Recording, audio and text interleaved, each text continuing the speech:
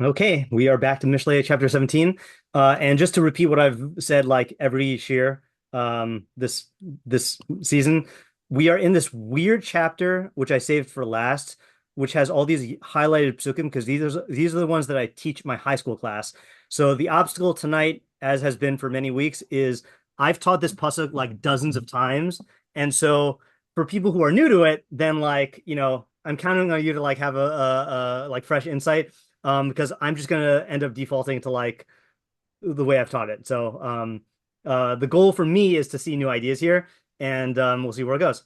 Okay, Meshiv, this is 1713. Meshiv Ra'a Tachas Tova, Lo. Now, this is a Creek sieve where it's written one way but it's read another way. Lo Tamush is how we're supposed to read it. Lo Tamush Ra'a Mi Beso. So who would like to take a stab at translating here? Um, Someone who returns um, bad in place of good or Okay. evil. hmm Evil, yeah. Sorry, in place of good. Yeah. Bad or evil in place of good. Yeah, go ahead.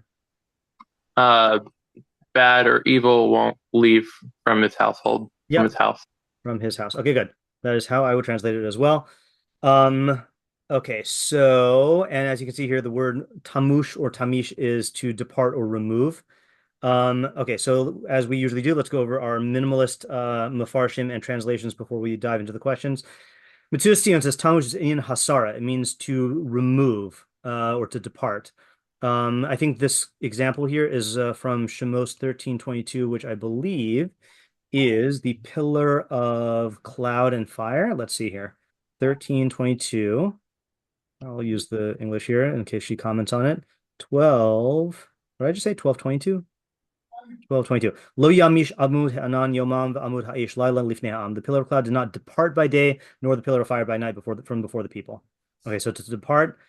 And then the Ho'il Moshe says this grammatical thing, which I don't know if this is necessary. He says Tamush.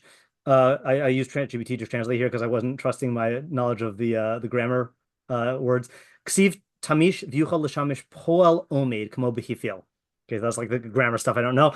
Is It's written as Tamish and it can function as an intransitive verb even in the hifil form, which intransitive means it's a verb without an object, which I think means he's trying to clarify that it means that the evil will not depart, as opposed to the evil will not remove something else. In other words, it's not talking about an object that the evil is removing. The evil itself will not depart from his house. And he quotes a bunch of examples.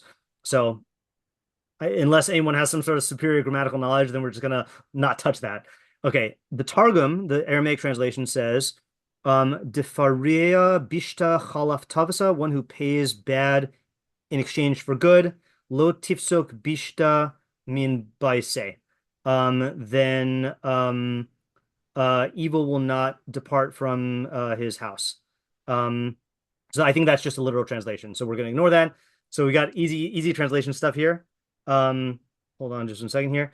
Okay, so it says in Art Scroll, if one repays good with evil, evil will not depart from his house. So that's pretty much what we have. Rav Hirsch says, whoever rewards evil for good, evil shall not depart from his house. So he uses reward, which I think is like a bit of an interpretation. I don't think it's a good translation of Meshiv, but I guess you could say repays. But um, one altar says one who gives back evil for good, evil will not depart from his house. And then Peskin, our YouTube friend, says he who repays evil for goodness, evil will not leave his house.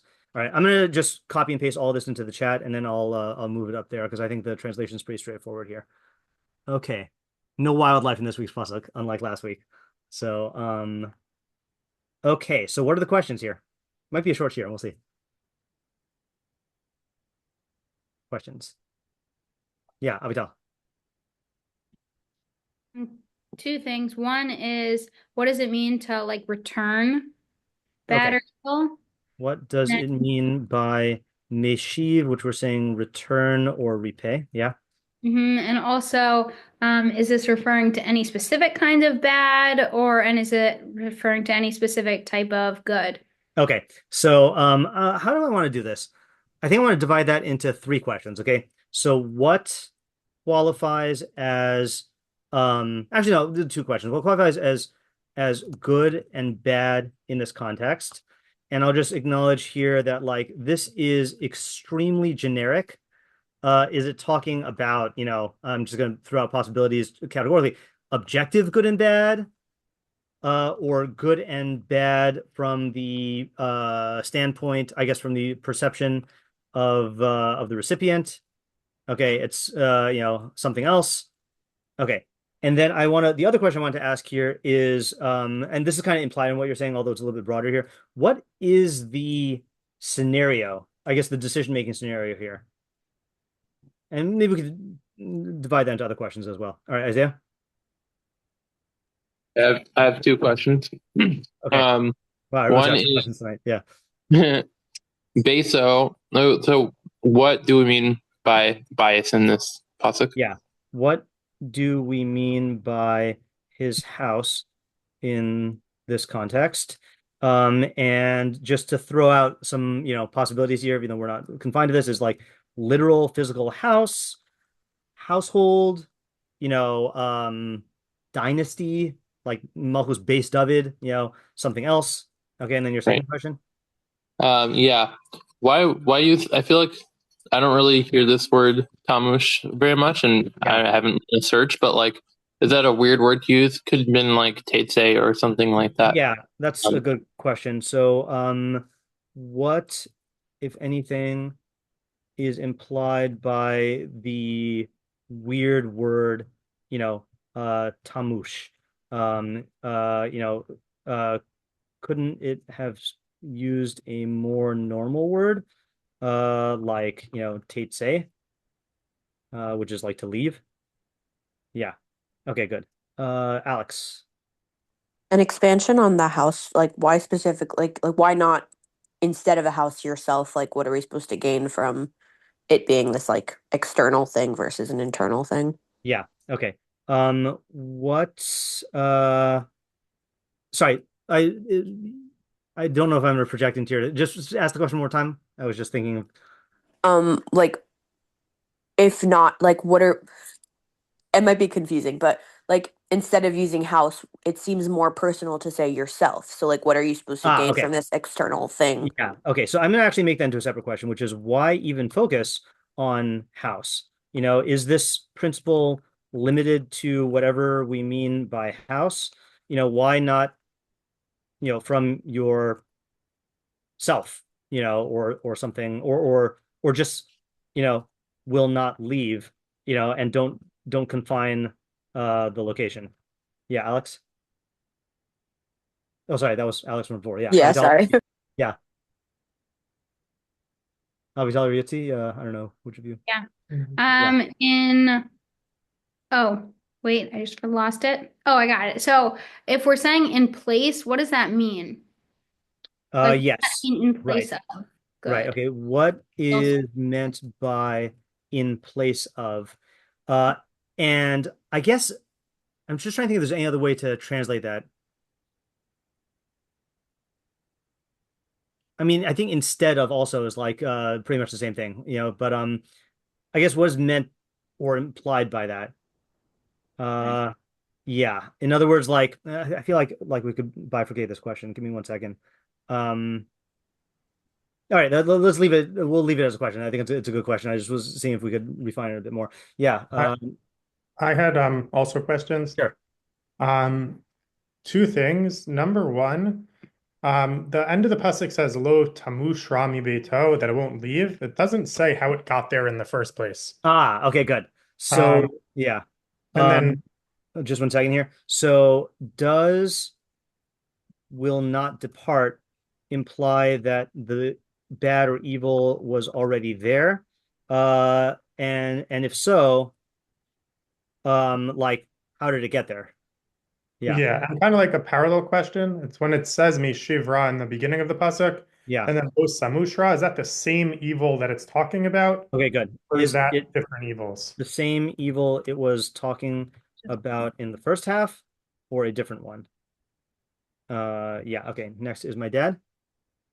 Yeah, we're not talking about this in any value for the evil that's been experienced by the person who owns the house. I mean, if someone, cheated someone out of a nickel, is that going to poison his house for generations? Okay, that's a good question also. Okay, so I'm going to put that under the question about what the good and the bad is there any sense of proportion here? I guess proportionality here. In other words, like if you do a minor evil, is that going to plague your house for generations? Is the evil, I guess, like is the bad, that stays in your house, um yeah, I guess it was, yeah, specifically, the same proportion as what you paid. Yeah, Isaiah. Yeah, similar question. Like it seems like in this pasuk that you kind of do like one bad thing, like you are returning the bad in place of good, and it ends up resulting in like a permanent thing. So like why should it be like you do one thing and it ends up like with a permanent effect? I'm like, I don't know what, maybe the raw will like eventually leave or something. Like, is this true? Kind of. Okay, ask it one more time. I'm not sure if that was one or two questions. Um, I mean, the first, I guess maybe it's two questions. The main question is like, how is it that doing this action results in a Okay. permanent? Okay, so I'm going to put this in the broader question, which is what is the cause and effect mechanism here? Especially such that it results in a permanent effect. Yeah. Okay, next is Avital or Yitzi.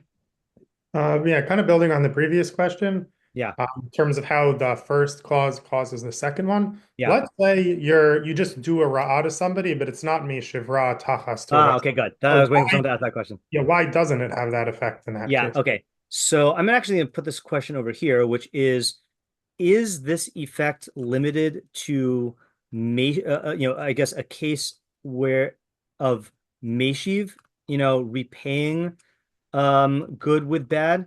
What about just doing bad?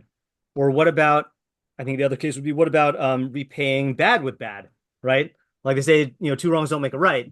But if you do a wrong in repayment for a wrong, does that result in the wrong staying there for more? Or is it specifically if you had good and then you do bad? Yeah, all right, good. Alex?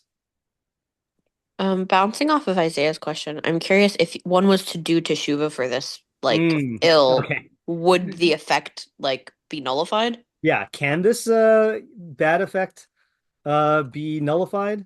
For example, through tshuva. Yeah. Okay, good. Next is my dad. Are we dealing with a chava amina here? What would you? Okay, that's a good question also. Okay, so what is the hava amina? Meaning, what would we have assumed if we didn't know this pasuk? That you could do something bad and you could get away with it. Yeah, right. That there wouldn't. Well, I'm dividing that into a couple of things. That there wouldn't be any, bad, results at all, or that there would be, but we'd be able to get rid of them, or that the results would be good, or something else. Yeah, something else. Yes, Shifra. This could probably go under question 8, but I feel like the implication of house is like family. So Yeah. I would say my question, I guess, is like why, I don't know how to phrase this, I guess, but why would your bad deed, why should your bad deed affect your family or your belongings negatively, I guess? Okay, yeah. So, and let's say, how do I form this? Why even focus on house?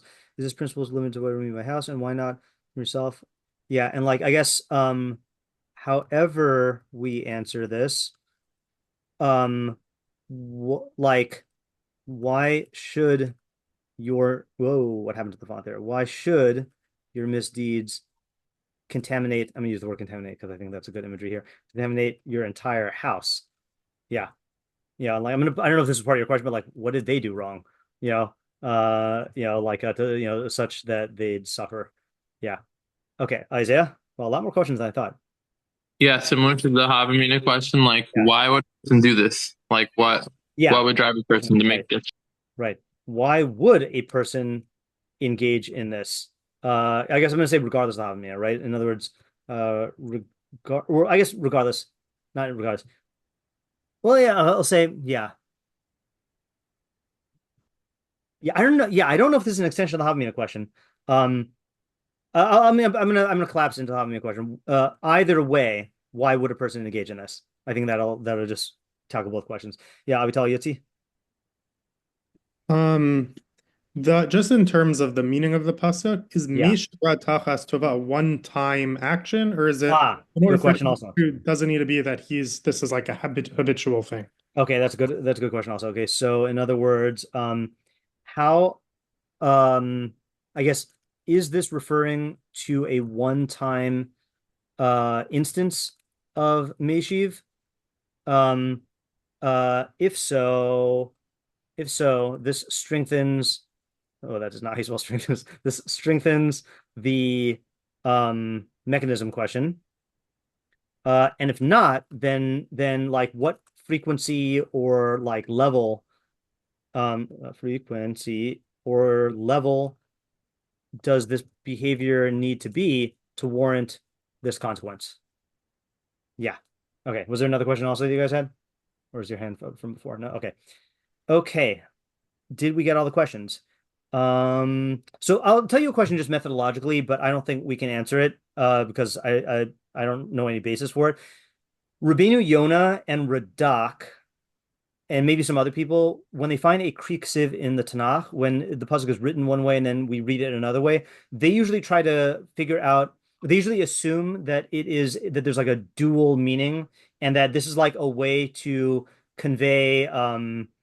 It's basically a way to convey additional meaning through the same writing or whatever. So in this case, it looks like more of a scribal error type thing, where it was it was really supposed to be a vav, but it got shortened to a yud. So the Anshe Knesset Gedola corrected it. So I'm not going to actually list this question, but like ordinarily, if you see a kriksiv, you should try to figure out like what other ideas are getting at.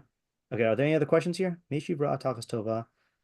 I want to clarify one thing just as part of this question. Actually, I'll go to my dad first. Yeah.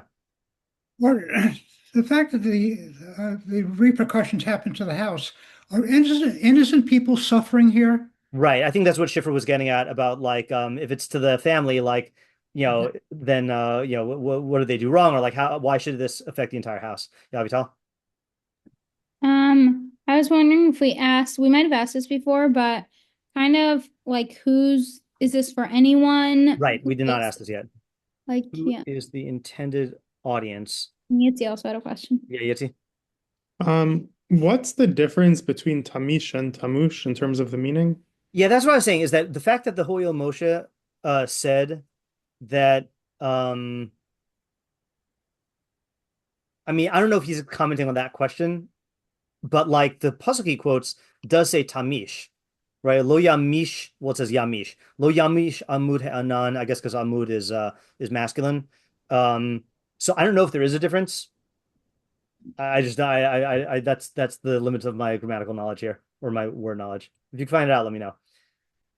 Oh, you know what? Someone actually just gave me someone sent me a new Mishlei translation, which I keep on.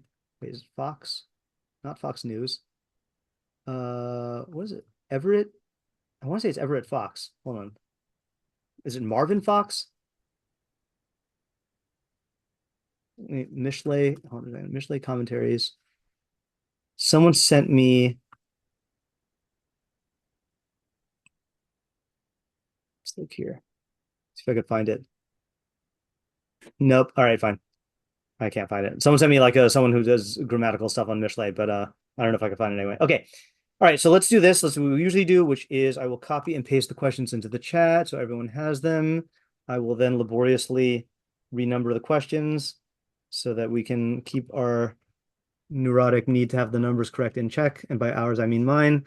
And then we will have our thinking minute, and then we will come up with hopefully new ideas.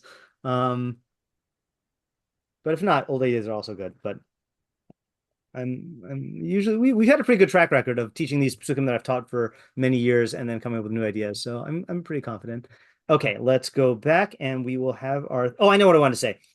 Just FYI, this is kind of related to the question of what is good and bad here. So it is unfortunate that in Hebrew, um, when you say ra'ah, you kind of, or sorry, not in Hebrew. In Hebrew, ra'ah can have many meanings, but in English, you're kind of forced into bad, evil, or harmful, or some like, some variety of those. Okay, so I'm gonna add, I'm gonna add these here. So when you're thinking about it, like make sure you have all three terms in mind. All three categories. Okay, let's go. I'm gonna put that into the chat again. Let's have a thinking minute.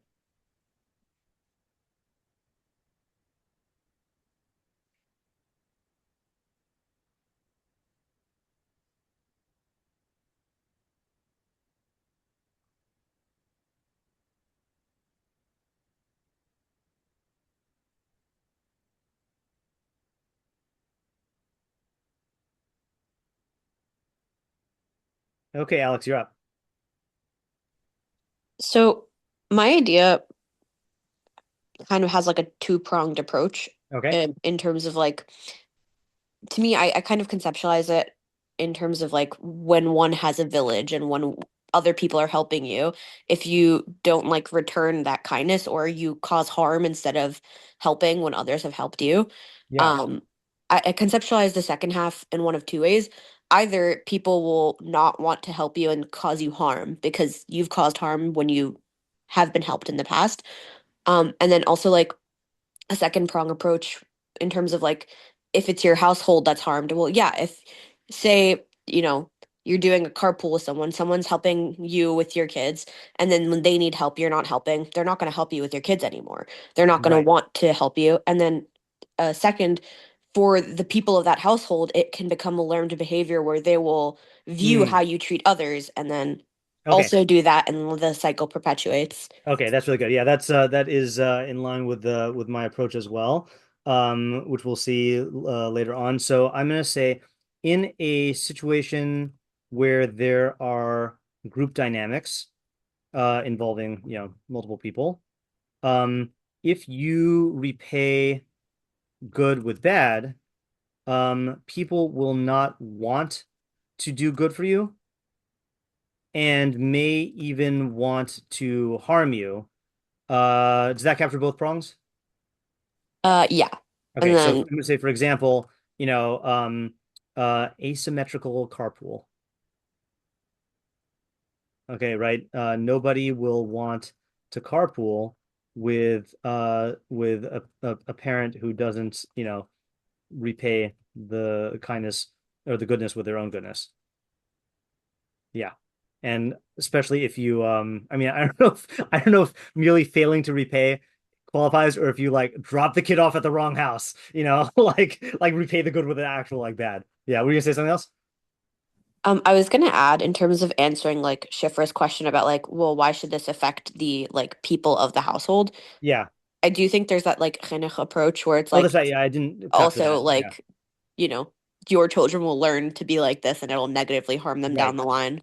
The people in your household will learn from your behavior and perpetuate it. Yeah.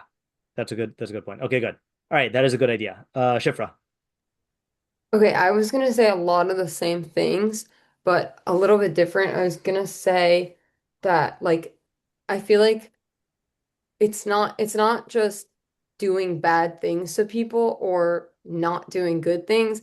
It's specifically not returning kindness, which I feel like it's like usually when someone does something kind to you, it inspires you to that's like when it's easiest to do good, Mm, in my opinion. okay. So it's Yeah. like you have to be a specific type of, I don't know, like selfish, I guess, or like lazy, but no, not lazy. It's like a specific type of like actively not wanting to be good. Um, Okay. that, and then the same kind of thing, like its effect is the same kind of thing, like what Alex was saying, like chinuch wise, and also you're like in terms like let's say village living, whatever, Yeah. your crops and your like village stuff possessions that you have, Yeah.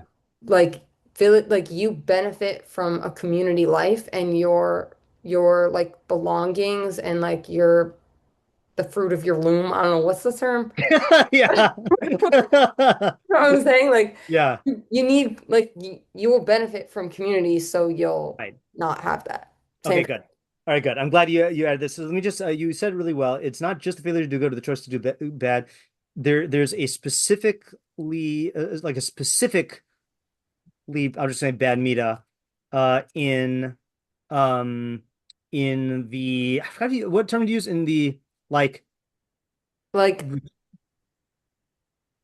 but no, you're saying in the returning like you didn't say ingratitude. I imagine that, right? I know, I think you imagine that, but Okay, yeah. like it's easiest to do good Ah, when that's what you're saying. Yeah, it's right. in So in other return. words, like the normal the normal response is to to show appreciation by doing good in return. And it takes you said selfishness, I think, right? It takes a special like kind of selfish or let me say self-centeredness um to like override that or either override that or like be oblivious to it. I think I don't know which one it is here. Oblivious to it. Um and in a I'm gonna go ahead. I know you guys are both using terms like the village living thing. I'm gonna go ahead and inject my own elements of this idea to it. And this is kind of a methodology point, so I don't feel like I'm jumping the gun. But my rule of thumb, whenever you see any pasuk in Mishlei that says house, it's a good idea. I mean, it's usually talking about an actual household, but if you substitute the word system, then it usually is true. Like it's usually going to be true for any system. So in a system, um, where everyone is interdependent on everyone else contributing, then someone who has this meta is going to jeopardize the system and turn people against him. But what effect were you putting? I got distracted by the fruit of the loom comment. What was the what was the effect that you were focusing on with that example of in a system where everyone's contributing? Just that you won't have that benefit, and so Right. like you're at that disadvantage. Yeah. And you won't you eventually will lose the benefits of the system that would have accrued to you. Yeah. Okay, good. All right, good. I do think this is a complementary idea to this. Okay, let's go. And I have a feeling a lot of people's actually, I'm gonna go ahead and I'm gonna say something just so people don't think that I'm like just miscategorizing their ideas. So if you'll remember, or if you don't remember, I'll show you. Where was it? 1712. Last week's pasuk. We still didn't come up with a good term for this, but last week's pasuk was the one that I call an example of what I call a list pasuk, where it's giving you one scenario, and instead of there being different interpretations of the idea, there are different like consequences or different means of consequence that all come from the same dynamic. So last week wow, we had a lot last week. Last week was about if you confront a fool in his foolishness, you just get a bunch of different like bad consequences. And we only had one other idea or one other interpretation, but it was all like different like manifestations of the same thing. So I think that this is another list pasuk. I don't know if it has to be, but I do think that like Alex listed two of them and Schiffer listed a third one. So I think like this lends itself to like a list approach, and that's to just flash down to my thing here. I also have four explanations here, so I think that's like a good way to learn the pasuk. Okay, Isaiah. Okay, yeah. So I was thinking about it's Shiver was closer to what I was thinking than Alex, I think. Okay. Maybe like not specifically like when a person does a good to you, but I was thinking about this like if your reaction to like receiving a good, Yeah. and it could be from a person, it could be from like a sham, it could be from something else. if your reaction to a good is like to react to that with like put a raw like in place of the good, I feel like that's like a certain like you're in a like psychological state where you like are rejecting goods for some reason. Okay. And like that isn't just gonna be like within this one instance of rejecting good. It's like a problem like within like your state, and so therefore it's not gonna. What it means that it's not gonna like leave from your household is that like you're gonna continually be like reacting to like receiving goods with wrath because it's like a problem that you have. Okay. Like it's not like a normal way to react to getting a good thing. It's like, blow up at someone or something like that. Okay, that's good. This is like what's that movie? Actually, no, maybe it's not. I'm not gonna go to the movie, but yeah, meaning like what I'm picturing here. Well, I'll tell you the character I'm picturing. I forgot how the movie played out. Anyone seen that movie, the Tom Hanks movie, where he's like that grumpy old man? It starts with an O. Like the guy's name started with an O, I think. A Man Called Ove. A man called what? Ove. No, Oh, it's that's what. Otto. Isn't it Otto? Otto. It was Otto. Yeah, a man called. It was called Otto. Yeah, right. Yeah, right. So like, I forgot how the movie like actually played out and whether it was I'm mixing up two characters or not. But like, I feel like it's gonna like there is in other words, there's an accompanying personality like a filter. He's gonna filter all interactions and all good that he experiences through this, and it's gonna taint his entire experience beyond just this particular interaction. There is one of the Mepharshim who says this. I just don't remember who it was. Yeah, Yitzir Avital. For the ideas? Yeah. Okay, so sure. So I was thinking in terms of the word being meshiv, like there's some kind of interaction going on. Yeah. And therefore, like somebody who returns, and I was thinking specifically like with consequence, well, not with consequence, with like whether it's some sort of argument or some sort of disagreement where there's sort of an opportunity to bring good out of it, whether that's through the thing that you're actually talking about, or whether that's through improving communication skills, etc. Like it could be good in all different ways, or working through something. So somebody who does that, so this same kind of communication that's going to be negative or harmful or like really evil is not going to leave his house, because obviously if you talk like this in outside your house ways, you're going to talk like that inside your house, and probably with your even like your closest family, you're going to end up having, instead of positive communication or working through things, instead of being like an opportunity for good, you're really replacing it with bad. And so that's how your house is going to be. And going forward, because your family's growing up like that and your children are going to be seeing that, not only will it stick around in your own communication, but that it'll really perpetuate to your children and their relationships, etc. Okay. Forward. So just to make sure I got your first step here, were you saying that Meshi, like if it's a Mishalim, then that could just be totally in action, but Meshi seems to imply like that's where you're getting the communication thing from, like a response? Yeah. Okay, Yeah. yeah. All right, I think that's good. Yeah, and Mishlei does use it that way. In fact, we have that in the first pasuk in Parak 15, I think. Oh no, it is the word Yashiv, but that's not what I thought. That's not the one I thought it was. But yeah, I think your reading is good. So it'll spread to other people via communication. And I think that's the key insight here.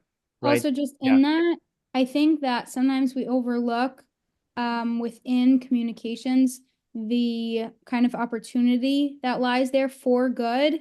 So I don't even necessarily think somebody could be doing it in a way where, they're trying to like necessarily cause bad, but they just don't recognize that they do have an opportunity here to, even if you're having an argument with someone, okay, like we can grow from this and can be an opportunity for good.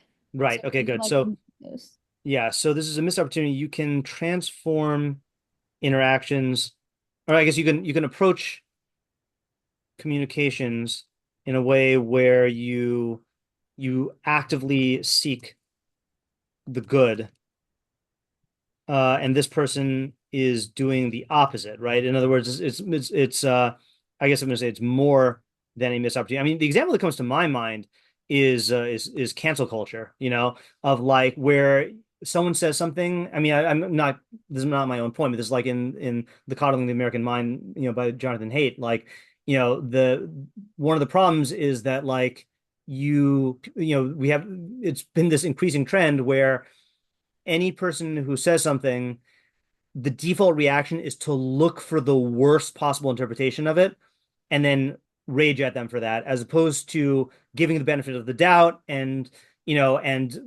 trying to assume the best of the other person and having charitable interpretations. That's the kind of like of interaction that can spread, and then you just get into this hostile culture where everyone's trying to shoot everyone else down because of these perceived slights. I'm trying to think of another example. I thought of another example in like in I think in certain workplace environments where you could have a workplace environment where you have constructive criticism, and that has its own momentum because then everyone wants to like offer help and to be better. But then if you have one person who like takes constructive criticism and then like blows it up into something personal, that's the type of dynamic that can lead to like a very, very toxic work environment, and then everyone getting mad at everyone else because now the norm is if I'm offering you feedback, then you're attacking me, or I'm attacking, and then that could spread. So I think that's a good Or even like sometimes with students could, let's say something, and kids don't always have filters or whatever it is. They're just saying what they're on their minds, or maybe they even are trying to be like kind of like chutzpahdik or whatever it is. Yeah. But if you, instead of taking that as like either get all offensive and like respond back, or even let's say like, this is the consequence, and like not taking anything positive from it, I think it is an opportunity to either to be able to teach them or to grow for yourself. Right. So. Yeah, I think that's a good example. Yeah. The only thing, this is not a criticism of your idea, but I feel like the reason why I'm like what your idea is saying is your idea is true. I feel like the vibe that Shifra and Isaiah were picking up on, especially of the specifically this person's doing good for you and you're responding with bad. I mean, I see where you're getting that from with the response thing, but like I feel like in other words, what both Shifra and Isaiah were picking up on is like I feel like there is a certain specific bad meta of like it's a not normal reaction, like, and you're not your idea is not excluded. I was also saying it from the in place of good, because in place of good, yeah. like there. Oh, I see what you're doing. It was supposed to be something that was okay, good, right. but yeah. Not repay. So in other words, yeah. Okay. So yeah. So let me clarify. I'm talking about the return of whatever comment or whatever conflict, and then it's in place of something that could have been good. Okay, it means instead of instead of what could have been good. All right, I see where you're coming from now. Yitzi also had an idea. Yeah, Yitzi. Yeah, so in terms of answering that question of why would somebody be mishivra tachat tova, so I'm thinking that there's kind of two related possible reasons. One is that a person can't bring themselves to admit an indebtedness to the other person. Yeah. And the other is they can't come to terms where they were lacking something that required someone to do tova for them. So with these two understandings of that, so a person who has that sort of mindset has a mindset of power dynamics and owing when it comes to relationships that doesn't have any room for any intimacy or closeness. Everything just becomes like tit for tat. I did this for you, you get this back. Like even though he's not willing to give and take, everything becomes not just I'm doing this for your good, but this means that I owe you something, or this means you owe something to me. And once someone takes that approach to all of their relationships, that's obviously gonna make his beito, everyone who interacts with the system he's part of, it's gonna sour very fast. Yeah, all right, that's gonna poison the system. That's a really good explanation. Now, this is actually okay. This is responding to a critique that Rabbi Moskowitz had of me and my Mishlei a lot. I went through a phase of learning Mishlei where I would be inclined to try to psychologize everything. And he would always say like don't focus on the psychology, focus on the consequences. Okay. And then I would say, well, what do you mean, Mishlei? Of course, Mishlei talks about psychology, but this is a good kind of psychological explanation because this is explaining, like, I think what he was criticizing me of is you could come up with a bunch of psychological motives for everything, but if that's the only realm of your interpretation, then you're not going to learn the practical decision making in the same way. Your interpretation, though, was diagnosing the psychological causes in a way that directly like points to the consequence. So that's a good kind of psychological interpretation of the pasuk. So that's nice. I like that. Okay, Alex. I had a new idea. Granted, I'm not sure how good it is, but it Okay. intrigues me. Um, I was thinking about the idea of like intent. Like someone can fully not recognize that they're doing something bad or that something good has happened to them. And I was thinking about that kind of reality wherein when Mm, you've done harm thinking it was good and you mm, like double down and then you're like, no, this was my intent. And the person uh-huh. tells you, well, you caused harm. So Uh-huh. like that negativity, that harm, that evil that you've done, it won't like leave your presence unless you're like willing to learn to like accept when you've done something wrong. That's interesting. So is according to that interpretation, is that an interpretation of the case where the answer to the question about why someone would do this is because it really was initially there really was an initial misunderstanding, but then the person doubled down? Yeah, potentially. Because I think when I was thinking a lot about Shifra and Isaiah's idea of like a certain kind of selfishness of not being able to like have that natural response of giving good back, so to speak. I was thinking about the kind of people I know who aren't socially savvy, and there are two Right. people like that, right? There's the person who realizes they've made a mistake and harmed someone, and they're willing to learn, right? And then there's the person that doubles down and then is like, no, no, no, I intended to be good, so you can't be mad at me. Right. That's really good. Yeah, that's interesting. Yeah, could we come up with a practical example just to ground that in an example? Anyone could come up with one. I just want to I think it would help us to understand the difference between that and the other approaches. The person who gives unsolicited diet advice to a large person That's a in good a one. totally inappropriate scenario, Shabbat meal, Simcha, Yeah. because obviously, like, that's the kindest thing, the best thing that this person can do for anyone is just let this person know you're probably eating too much, not moving enough. You've Yeah. never heard this before, so I'm Yeah. helping you. Right. So it can genuinely come from a good intent, but is likely not going to be received well and then blow up into one of these unhealthy dynamics. Yeah, that's a good one. Okay. Anyone else have another approach? Yes, Shifra. Okay, I can't tell if this is good enough. First, I was like really excited and I was like, I'm a genius. And then Yitzi gave his idea and you said no psychology. And I was like, okay, but I'm just gonna say it. Okay, so it reminds me of have you read The Body Keeps the Score? It's all about like, Yes. remember? So a big Good part book. of it is like people who've experienced trauma see the world through Mm, like in survival mode. Like they do read neutral situations as negative. yeah. So, and that I guess is a certain type of bad slash evil slash harm that will perpetuate if you continue to see either neutral or positive, if you continue to repay positive situations. I guess I was more thinking of like the bad will not leave from his house. Like it's there already and it's Mm. Okay, that's a good way to answer that question. Yeah. not So, gonna yeah, not gonna break the cycle, I guess. yeah. Okay. So Shifra says that like the body keeps the score, um, where a person becomes habituated into taking neutral or even good stimuli, in negative ways based on their trauma. And I guess analogous to, right? Analogous to the body keeps the score. Sorry, that's not how you spell analogous. Um,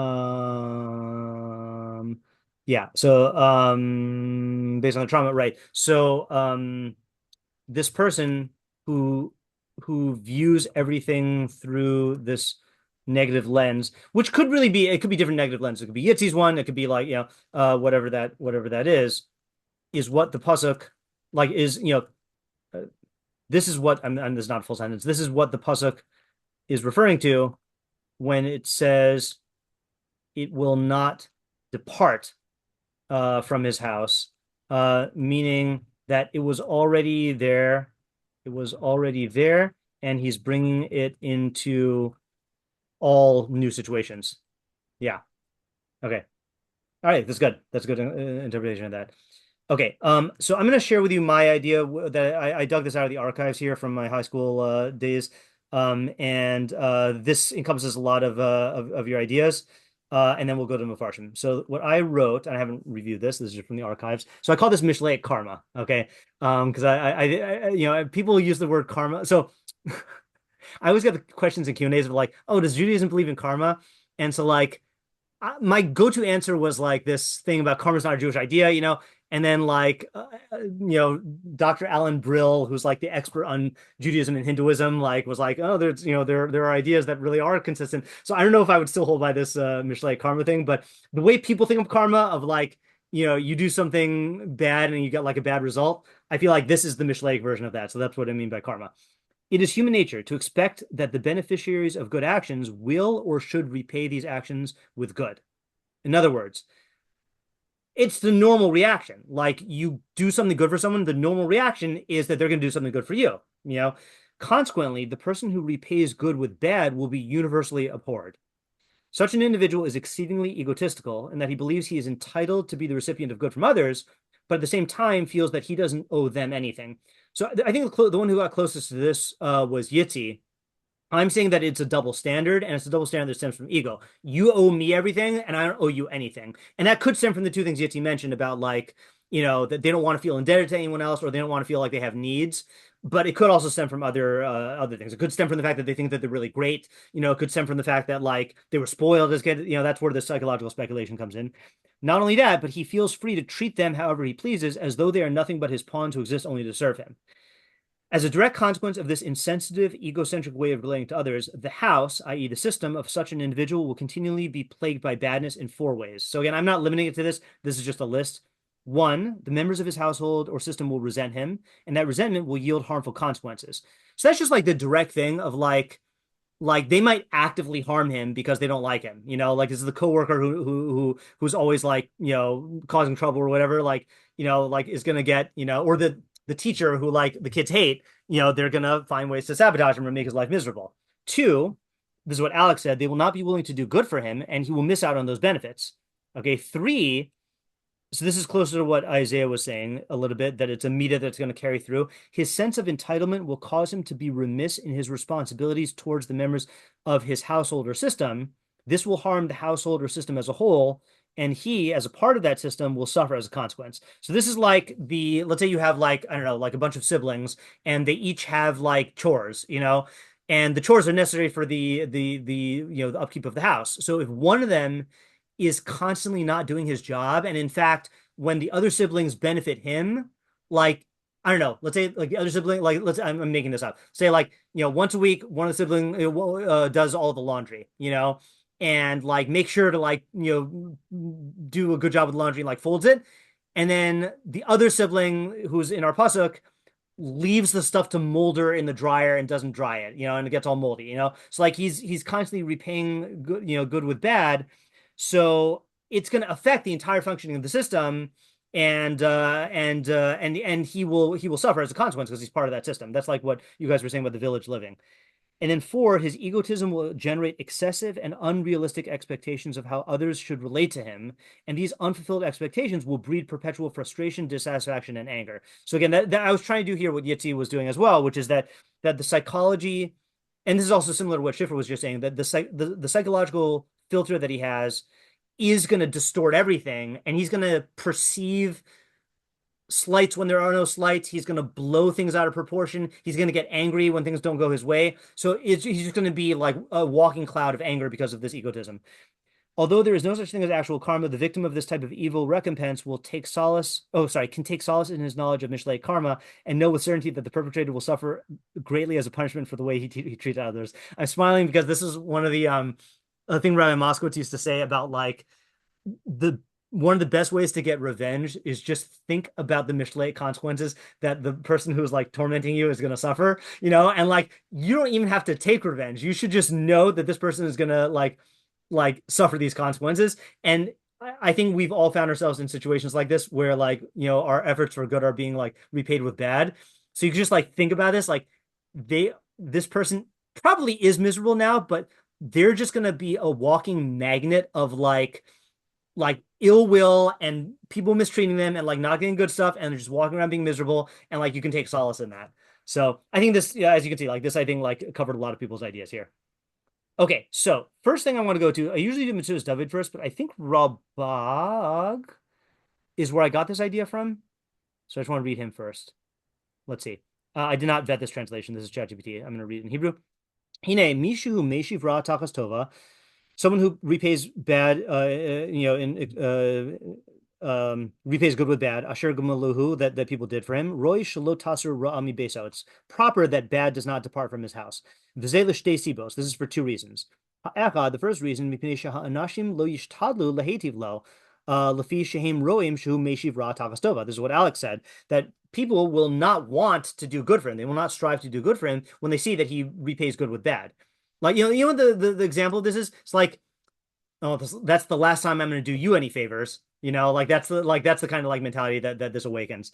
Uluzeh kasher tiye hara beveso lo tasur misham. And therefore, when there is bad in his household, it will not depart from there. Ki lo yishtadel ish b'hasarasa, because no one is going to like want to remove it. Okay, so again, very, very close to what Alex said, but I think it's a different interpretation of the second one. I think Alex was saying, Alex, I don't think you were answering where the bad comes or what the bad is doing there. You were saying that people are going to like not want to do good for him or not want to help him. I know that you were saying this, maybe that when there is something bad going on in his house, people are not going to want to help him because he would always repay good with bad. So I think this is what we were saying. Okay, the second reason, Hasiba Hashenis, and this is close to what Isaiah was saying, Ki zeha onesh roy shiavo olav me'Hashem yisaleh. So this is a fitting punishment to come to him from Hashem. Alzos hatkuna, based on this trait, hapchusa, this bad trait. Kihi timna ha'adam mikol hatovos. This will withhold all goods from people, v'hashlemuyos, all goods and perfections from him. V'zeki ha'adam nichna l'Hashem yisaleh. A person is submissive or dependent on Hashem, submissive to Hashem, mifnei ribuy hatovos asher hu gomel oso, due to the abundant good that Hashem bestows to him. So this is like the opposite of what Yitzi, the opposite of the Mida that Yitzi pointed out. That Yitzi was talking about. This guy is like not wanting to acknowledge his indebtedness to someone else. So if you put that in relation to Hashem, the normal person feels indebted to all the good that he gets from Hashem, but this guy is going to not feel that way. So what's going to happen then? Umishlo yakir lanashim hatova shehim osimlo. Someone who does not recognize the good that people give him, who doesn't have hakar satov, gratitude. Lo yakir lashem yisala betovos shehu chonen oso. He will also not recognize the good that Hashem is bestowing to him. V'yihi ezesiba el hakfira b'Hashem yisparach. This will result in denying God. Now, I don't know if he means an actual like philosophical denial of God, but like I think what's happening here. Actually, let me just summarize this. According to my understanding, you guys tell me if you have a different interpretation here, is so two ideas. One is what Alex said, is that since this guy reciprocates, or I guess, repays good with bad, then nobody will want to help him. And when there is bad in his home, nobody will come to his rescue. Okay, so that's one.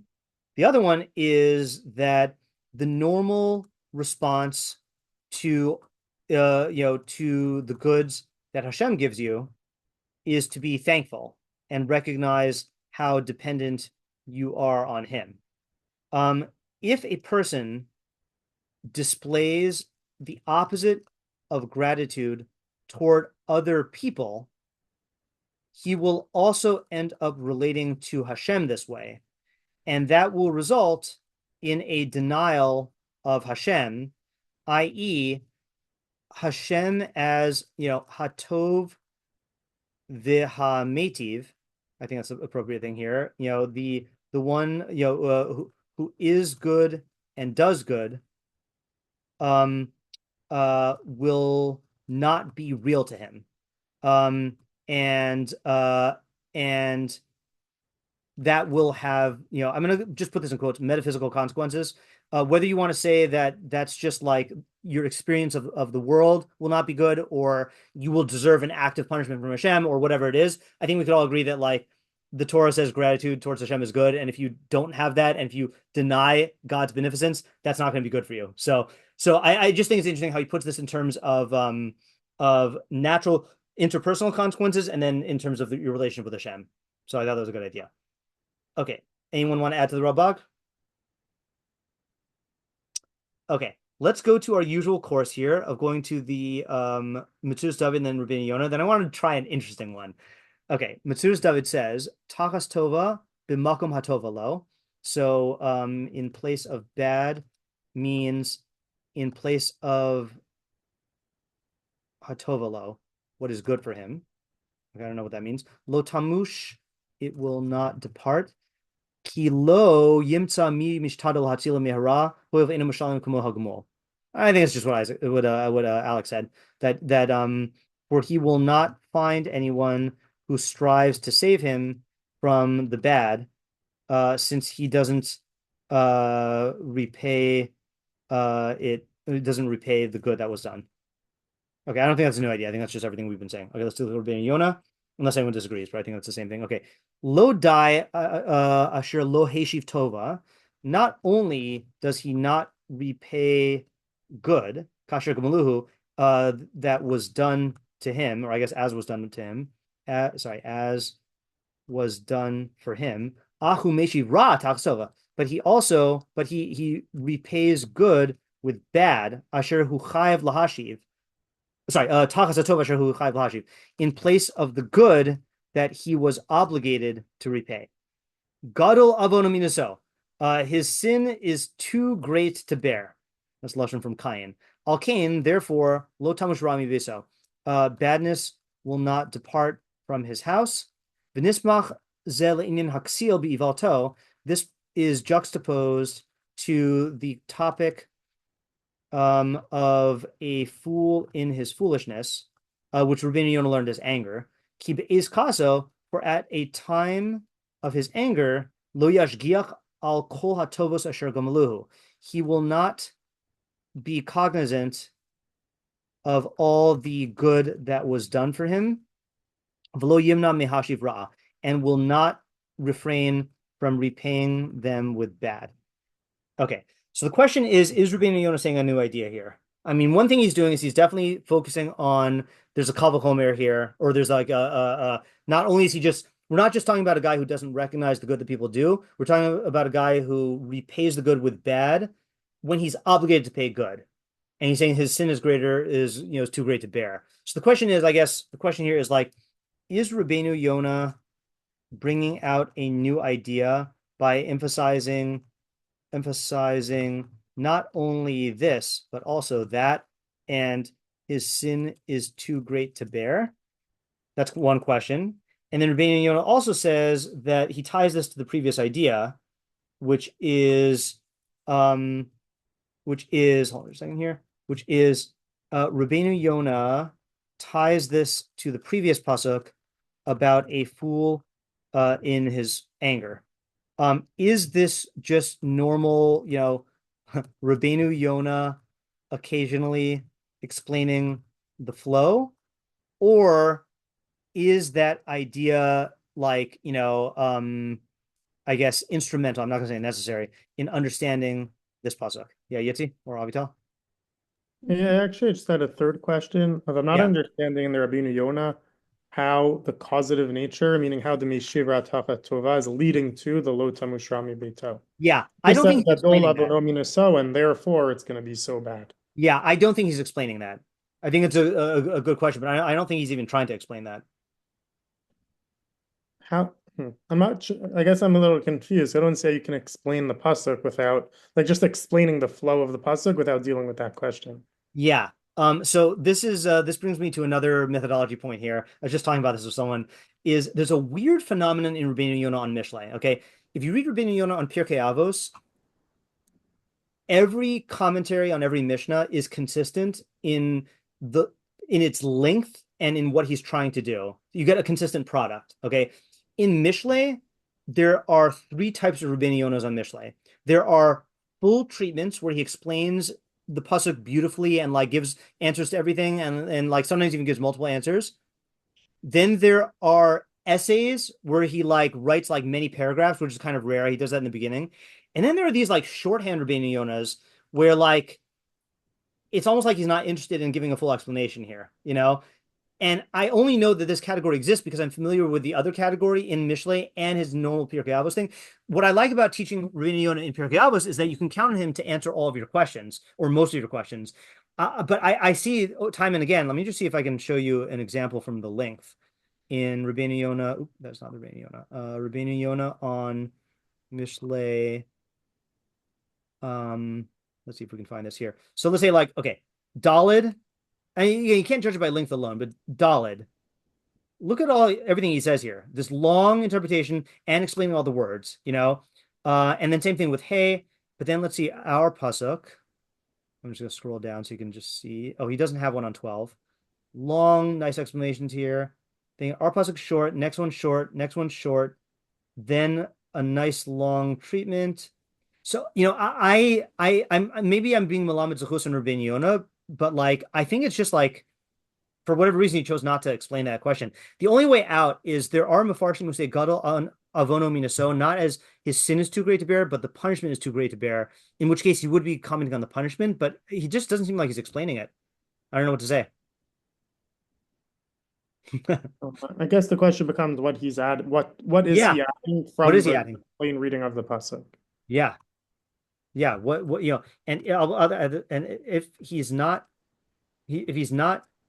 going to even explain the mechanism, what is he adding with this?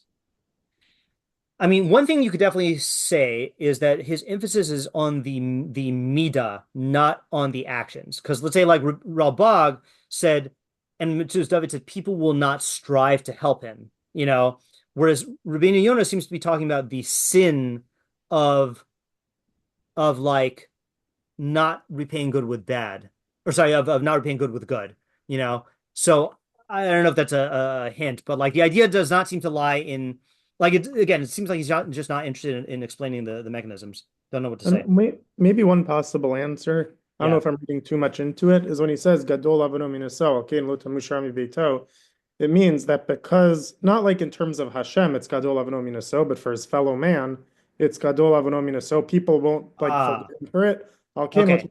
Therefore, like he'll be stuck in bad. Okay. All right. That's a possibility. Okay. So this is possibility here, which is maybe the reference to Gadol Avono Minaso. By the way, are you getting this from Kain? Because it works out for Kain also. Oh, I didn't even think of that. Yeah, great to bear. Is refers to how he'll be viewed in other people's eyes. And that is why the bad will remain in his house for the reasons others said. By the way, just to talk about what I was just saying is that as soon as Cain confesses, well, I mean, people will treat this as an admission of guilt. He's worried that people are going to kill him, you know, because he did the first murder, you know, and so then Hashem has to create the sign to protect him because otherwise people are just going to kill him. And so that you know, the reference to the social stigma in Cain fits in with what Yitzi's saying for the social stigma here. Yeah. Okay. I also give like a possibility for that. Sure. So with the fool, kind of someone who comes into contact with him and is sort of dealing with him, someone who thinks it's not going to be so bad, like here the second pasuk is like bringing like or like with the Rבינו Yona that when he's upset, then he's gonna be like so upset about it, he's not even gonna be cognizant of what good you might have done for him, and where Yeah. he usually thinks of like short term, like the fool thinks of like short term things that are going to be good for him, even if it's like good for him to, be nice to you or whoever it is because you've done like good for the fool. Yeah. Because either you didn't realize the dangers or whatever it is, that like it's not even like in that case where it's going to be good for him, is it going to like, is he going to be able to like hold back? Right. Okay, that's really good. So this is another harm to add to the last pasuk's list. That if you encounter a fool in his anger, it will not matter how much good you've done for him in the past, because all he'll be able to see now is your is your the is the immediate, and and that will not turn out well for you. A good example of this is Trump, right? So there are two categories of people who are loyal to Trump, right? There are the ones who are loyal and then they get repaid by getting get out of jail free cards, and then there are the ones who like will do a bunch and then they say one thing to upset him and then he writes them off permanently, like and I feel like a lot of people who are in his circle count on being in that first category because they see that it is a real category. Like he does value loyalty, but like, when he views you as an enemy, like then it does not matter how much you went to bat and how much you sacrificed to like to serve him. It's just he writes you off, So I think that's a good example of this. Okay, let's do a weird one. Okay. I saw two Mepharshim mention this, and the first one I'm going to quote is someone who I trust in this because he's a grammarian. Okay, and I never quote him. Okay, not for any bad reason. His commentary is so sparse. Rav Moshe Kimchi. So this is the Radak's brother. All right, Meshiv. So he says shiachshiv lahashiv ratakas tova. So someone who intends to repay bad in place of good, but avur tova. On account of the good, shehitiva lo acherim, that other people benefit him. Lo tamush rami beso ki alav tiheh. The bad will not depart from his house because it will be on him. Derech tefillah. He says that this is being said as a prayer. Okay, so what does that mean? And I saw someone else said this also. Emmanuel Haromי says, "O yihe amro lo tamush ra mimeso klala shemakalel oso harmachaber." That the author of Mishlei is cursing this person, saying. So what he's saying is like this, just to put this into words here. So this is the translation. If one repays good with bad, may badness never depart from his house. Okay, so the question is like, what idea do we get out of this proverb if it's expressing like a tefillah or curse, because it's almost contrary to the natural cause and effect that other that we were saying, right? We and Ralbag were saying. Yeah, Shifra? I feel like it's kind of funny because it's kind of like acting out the effect that we were saying. Oh, that's literally cool. Yeah. Oh, that's interesting. Okay. So actually I really like that answer. That might be an answer, right? In other words, like it's expressing the reaction that people will have, which will cause the curse to come true, right? So there's this is a I mean, I feel like there is some like, wait, insert fancy term for what this is doing literarily, right? There's like yeah, it's like enacting it. Yeah, that's really good, Shifra. I think that's a good answer. I mean, we'll think about it a little bit more, but I'm satisfied with that answer. Right. I'm trying to think if there's any like, do we have any English proverbs that do anything like that? I don't think so. Like it's like it's built in, like the consequence is built in, That's interesting. Okay, that's cool. That's really nice. Okay, let's do Sadyagon. I think he had a good one. Um no, it wasn't Sadyagon. Was it Emmanuel Haromי? So first he says Amar ki ha'adam shehetiv lo bnei adam hu lo dai shelo yashiv lem tova tachas tovasam elo sheyashiv lem ra tachas tova yisachzuru alav bnei adam. So people will become cruel to him for this behavior. Lo yativu imo, and they won't benefit him. Yishar be'erum u'v'choser kol v'lo tamush ram yisrael. So that's what everyone has been saying. That's the David and Rבינו Yona. Okay, then he says the curse thing. And then he says this long one. I have not vetted this translation yet, so I'm going to read it. It's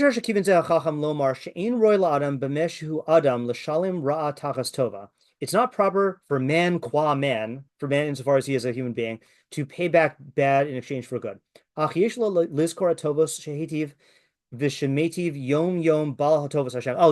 the one that it was reminding me of, that Isaiah and Rabag reminded me of also, that every person should recognize the good that Hashem does for him every day. Yisale, livnei ha'adam, to people. V'zeh shehu yisale shemo Allah b'madregas adam bnei adam v'yichasrin me'at me'elukim. Oh, so he's not talking about even personal goods. He's saying you should recognize what God did by making you a human. Okay, that you should recognize that God made humans a little less than the angels, but seichel, with the intellect shechananam that He bestowed to them, b'niv sefasayim asher bahem nivdal mishar b'alechaim, and with the gift of speech that separates him from other animals.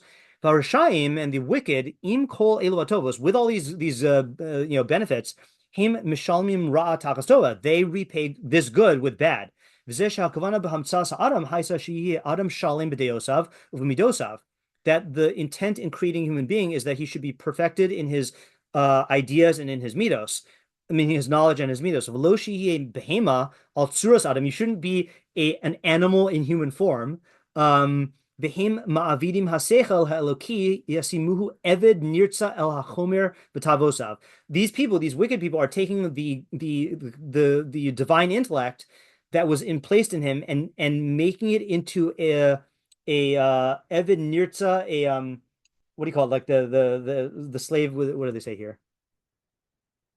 A pure slave. Yeah, a pure slave to his physicality and his lusts.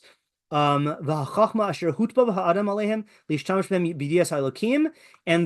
that was implanted in man by nature for the knowledge of God, they're utilizing for types of degeneracy. Al shar nivrav, and the gift of speech that was endowed in them by the Creator over all the other creations, so that people could direct each other to serve God, and to instruct their fools. Wait, did I mistranslate that? Yorubo, it like indicates their own foolishness. Lasher himtiam me'ayin yishtamshu bo b'minei halag v'habuz yavozu bo bale hamusar v'chachma yishkuchu cherpasam uchlimasam v'yidabru b'cherpas zulasam u'v'minei harachilus u'v'divrei cheshek u'v'shirei agavim. I want to read this in English. So it's a good list. So these people are let me just read it from the beginning. And the faculty of speech with which the Creator endowed them above all other creatures, so that people might guide one another in the service of God, expose their own foolishness, and give expression to the praise of the one who brought them from being into nothing, they instead use for mockery and contempt, deriding masters of ethics and wisdom, forgetting their own disgrace and humiliation by speaking in the disgrace of others, engage in gossip, words of lust, obscene songs, falsehood and lies, and the like. The ain't suffix, without a doubt. Ki ha'oseh, someone who does this, who meshiv ra tachas tova va'aleim ve'al kayotze behem ne'emar b'kesef hirbesi la v'zahav asu labal. Regarding people like them, it is said, I gave her much silver and gold, and they made it into a ball. Okay, so this is an interesting philosophical idea here. So what is he? So let me summarize, and we'll get the main idea. So summary is the good and bad are objective values. Vis-a-vis Hashem, is that Hashem made you as a human, endowing you with intellect and speech, which no other physical creature has. And you're meant to use those for perfecting your mind and midos. But if you use them for the opposite purposes, subordinating your intellect to your animalistic desires, and your speech to various forms of degeneracy, then you are bad, you know, and it's like making gold and silver into a ball. You know, it's funny. He also doesn't explain like lo yamush tamush rami beso. So that's the question here, right? So the question is like what's the upshot? You know, like so what? You know, and how is he explaining why bad will not depart from your house? You know, like I get it. I get that this is philosophically bad. But is it also like bad in our practical Mishleic framework? Yeah, I know there's a bunch of questions. Like it's a nice philosophical, poetic, decrying of this person. But like, what if someone says, "I don't care about philosophy"? Like, so then that's why Mishnah is telling him bad is not going to depart from his house. But like, so what? Like, what's going to happen here? Can I ask a question also? Yeah. First of all, just back to the actual words of what he said. What what was he saying with like the pierced slave? I didn't understand yeah. In that. other words, like you're I don't know what he's getting at with the full analogy, but like what I took from it is that, Judaism recognizes that an Evet Ivri, a Jewish slave, is a bad temporary condition that you sometimes need to get into. So if someone wants to be a slave forever, then part of that process is you pierce their ear. And I think there are philosophical ideas there about how like, we're meant to be Avdei Hashem, not avadim to avadim, not slaves to other slaves. And so he's saying like if you basically relinquish your intellect and you're basically enslaving yourself to your physicality, which like, okay, fine, everyone is overcome by their desires, accidentally, but like to surrender yourself into an animalistic way by like not having gratitude for that good, that's like a bad that's like selling yourself into slavery to your animal self. So then I also have another question. Yeah. Just I guess about the summary of what he's saying. Yeah. I feel like it's so, I don't want to be disrespectful, but I feel like it's so bland. Like I feel like you could apply this. Yeah. You could apply this to every single. Okay, that's a good question. Mishlei. Yeah, right. Okay, so furthermore, isn't this like the basic, free will mistake of, surrendering your mind to your animalistic desires? Like why go on this like screed here, that was just my excuse to use the word screed. But like, yeah, right. Yeah. I guess the question that kind of leads me to ask the question, like what, is this just a fundamental pasuk, or is he invoking this grand like philosophical rebuke, to get at a more specific idea, which he is just not saying, you know? And by the way, just so you don't know, in case you're wondering, Shifra, like who's Emmanuel Haromי? Like this is yeah. So this is a new commentator who is on YUTorah now. I mean, he was a Rishon. I'm not familiar enough with him to know like even what his style is. So like maybe he just likes talking poetically like this, but I think that's a good question. So let's just try to figure out whatever we can of this, and then we'll call it a night. Yeah, Avital. What do you see? I actually had an idea on the Radox brothers idea about the curse. Okay, sure. Yeah, sure. I know it's not, I'm a little late on that. Yeah. But I was wondering if you can explain the curse of may badness never depart his house, kind of as like a Mishleic curse, in terms of the only fix he has, or the only way he can learn his lesson, is if he experiences the evil effect of his actions. Meaning, if people still do good to him, then there's no negative consequence of him doing bad. But if now bad comes to him because of what he did, so then maybe down the line, like that's the only way that he can potentially get better from his current state. Yeah, so this is the only way he can learn the lesson if he gets the consequences of his actions, or as some of us would say, the fruit of his Mishleically foolish loom. Yeah. So like this is not, so you're saying this is not a like vindictive curse, destructive curse, like what's his name said, like Emmanuel Haromי said. But this is a genuine tefillah, like may he learn the hard way, right? Yeah, it's like a prescription of Mishleic medicine. Yeah, okay, because that's nice. It's a prescription of Mishleic medicine. That's really good. All right, I like that also. This is nice. Yeah, Shifra? So back to Emmanuel, my Yeah. thing is, okay, I feel like, when someone does some, I guess I'm thinking a lot about the slave imagery Yeah. that he used, that like when someone does a good deed, it's an opportunity for you to break like some type of, I guess this type of selfishness or whatever negative adjective we're trying to use.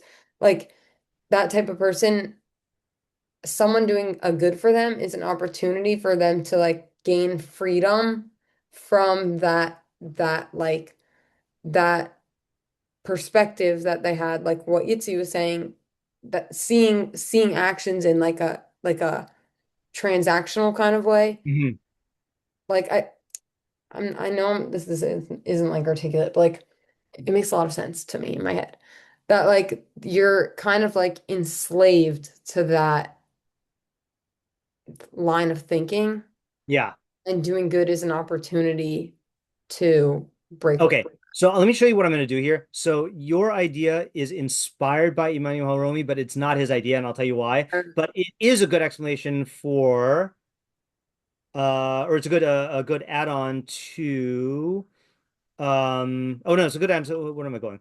To the Radak, um, about how Radak is talking about recognizing good that Hashem gives you, and but the way you practice it is through other people. So um, in other words, so I'm just going to translate this. This is translated into practical terms. Every good that another person does for you is an opportunity to like break out of this, enslavement to your own egocentrism, etc. Um, and and yeah, the less you take advantage of those opportunities, the more you'll be condemned to the consequences. Now, let me show you why this is. So that is a good idea. The reason why this is not what Emmanuel Haromí is saying is in this interpretation, unless I'm reading it wrong, in this interpretation, he's saying that the good that the pasuk is talking about is just the good of God giving you an intellect and God giving you speech. In other words, he's saying that one who repays the good, God gave you a mind and speech, and if you repay that good with disobeying God by like living like an animal, then that's bad. So he's not even talking about other people. He's talking about God endowing you with the good of speech and the fact and the mind. So I'm glad that this led you to like have a good idea elsewhere. But your idea does fit into that Rabag, because that's what the Rabag is making it about you and God, but he's saying it's going to happen through your interactions with other people. So I think that was a good idea. So good idea. Yeah. I think I don't know why. I don't think what he's saying is clicking to me. Like I think I just don't even understand Yeah. the basics So of let me just do a this will help maybe. Translation is, if one repays the good that Hashem did for him by making him human, endowing him with an intellect and speech, okay, with bad by living like a non-human, then badness will not depart from his house. Okay, I understand. Thank you. Okay, yeah. Now that, I think, in going over that, I think clued me in on the answer, which is, let me read my favorite Rambam in Hilchos Tשובה Perek Vav, and then just use that to express this idea. In Rambam Hilchos Tשובה Perek Vav, he's talking about the psukim that seem to indicate contrary to free will, and then he's explaining them in ways that are in line with free will. And he mentions here, so there's a commonly quoted thing from Chazal that says, "Habal tahir Messiah." So people, if you come to purify yourself, then God will help you.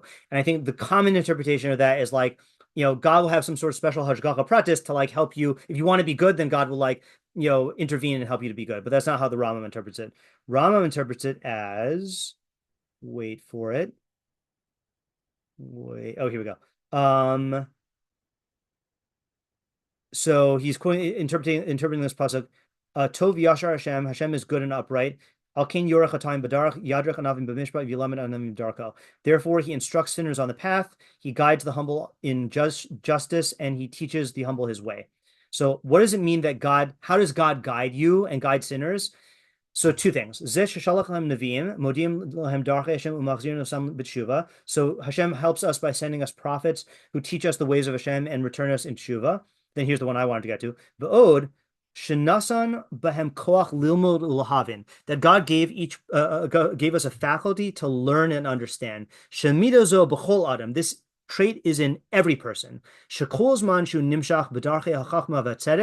more a person is drawn after wisdom and righteousness, then the more he desires them and chases after them. This is what the sages meant when they said, so someone who comes to be purified will be assisted. He'll find himself assisted in the matter. So what does this mean? So Rambam says, interprets, one who comes to be purified will be assisted, to mean that Hashem created human beings in such a way that the more we give in to the part of ourselves that seeks wisdom and righteousness, the more we're drawn after it. Okay, it's a virtuous cycle. Okay. And it didn't have to be that way, okay? And I gave an example recently, like there's nothing that says that if you, shoot a basketball into a basketball hoop, there's nothing that says that automatically you're gonna love basketball more, and that's gonna lead you to become better. Like you could work on it, but it's not automatic. But with learning, the more you learn, the more you are drawn to chachma, and then that helps you learn more. And then like we're designed in a way where it perpetuates itself, and same thing with righteousness. Okay. And you can question that premise later if you have questions on it, but I'm just working with that. So what I want to say is, so too, the opposite is true. Okay.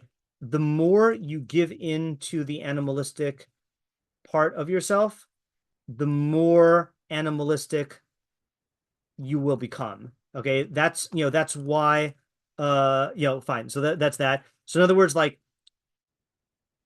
if you repay the goodness of being given an intellect and speech by corrupting those faculties, and subordinating them to I cannot type this tonight, animalistic desires, you'll continue down that path, and that badness will not depart from your house. In other words, like it goes both ways, that the way that you use your bechira is going to put you on whatever track you're on and continue yourself down that road. Now, I don't know if that's a chiddush, to me, because that's how I understand human beings to work, and maybe I'm just projecting it into here. And I'm not answering Shifra's good question about this seems too generic and bland, but to someone who did not have this idea, I think that is a revolutionary and scary idea. That because I think what people do is they tell themselves I think there are people who, let's say, are they say that, okay, I'm Jewish and I care about Torah mitzvahs and learning and stuff like that, but I'm not really interested. I'm gonna put it off. I'll live my life my way, and then maybe when I'm retired I'll go and learn or whatever. No, the more you go into the lifestyle of not using your mind and your speech for its purposes that it was designated for, you're going to just become more and more like that, and it's going to get worse and worse and worse. So I think that is an important idea. Okay, so let's just review what we have, and then we'll call it a night. So we came up with sort of a list pasuk type ideas, which is that if you are egocentric and ungracious to the point where you repay good with bad, so people will not want to help you. People will allow you to remain with whatever bad you happen to get. People will actively try to sabotage you. you will teach the members of your household who you have influence over to treat you, to act that way. You will harm the system that you're a part of, and then that will cause a collapse. You'll view everything through an egocentric lens, which will amplify all the bad that you're experiencing and make you more angry. And you'll also be stuck in a transactional power dynamics type way, which is going to ruin all your relationships. And if you're hiding from the fact that you are indebted and you need people, that's going to cause other consequences as well. And all of this is going to result in like you being stuck in a state or increasing your state of being miserable. And similar, or I think Venn diagrammy to those ideas are ideas about how you either the characteristics of your mentality, like Schiffer was saying with the body keeps the score, or like what Avital was saying about the way you communicate, of like passing up opportunities to judge people favorably and like responding verbally in ways that like read the worst into the situation. That's going to perpetuate itself as well. And Isaiah as well, of like if you are in the state where you were constantly like when you receive good, you're repaying it with bad, you're going to condition yourself to relating to all good that way. So all of these, I'm not trying to lump all the ideas together. I'm just saying that there are these natural Mishleic, Mida connected Mida ways that you're basically condemning yourself to suffering by not practicing this gratitude. Oh, and there was my idea also I want to just highlight here that it's the, I didn't say this when I was reading it. I think the idea I contributed that people didn't say outright is it's human nature to expect good to be repaid with good. So when you thwart that, that's what like makes people angry. Okay, so then there was the idea of the Rabag, which partially was what we said, but then partially we're saying is that you're going to end up relating to Hashem in a distorted way. And you need to practice Hakaras HaTov through the way you respond to other people, because all the good that you're getting, not all the good, much of the good you're getting from Hashem is through other people. So like you need to use every opportunity to like cultivate that relationship of Hakaras HaTov to Hashem. Then there's the idea of the Rבינו Yona, which we said is possibly the he's highlighting the social stigma that you're going to face by doing this, and then that's going to bring about these consequences. And then the second possibility is this is adding to the fool encountering foolishness pasuk of don't bank on the fact that this fool is going to like thank me for all the good I did for him. No, if he's angry, he's gonna erase all of that. Then there's the tefillah or curse idea. So the curse idea is just enacting the way people will relate to him. I really like that. And then there's Yitzi's idea, which is genuinely a tefillah, that the only way that this guy is going to get out of it is if he gets those consequences, and saying he needs to learn the hard way. And then there's Emmanuel Haromi's idea, which is that if you repay the good that God gave you with bad by corrupting your uniquely human faculties, you're going to get stuck living the life of an animal. And that's going to have bad consequences, as you can see from all of Mishlei. Okay, nice. I am satisfied that we got new ideas from this pasuk. And again, this is Mishlei karma. And I think this is a good pasuk. If you ever want to teach someone a pasuk about, let's say someone's coming into this with a perspective of reward and punishment is just infinite God intervening to like punish you, and you want to show that no, Hashem set up the world in a way where people who do bad are going to get natural Mida connected Mida. This is a great way to teach that idea.